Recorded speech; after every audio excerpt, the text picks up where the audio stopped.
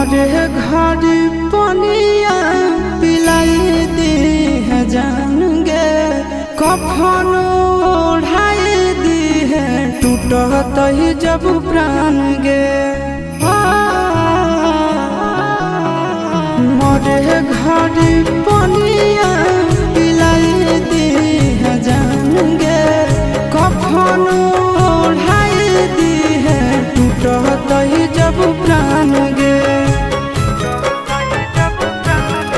हगे हमारा से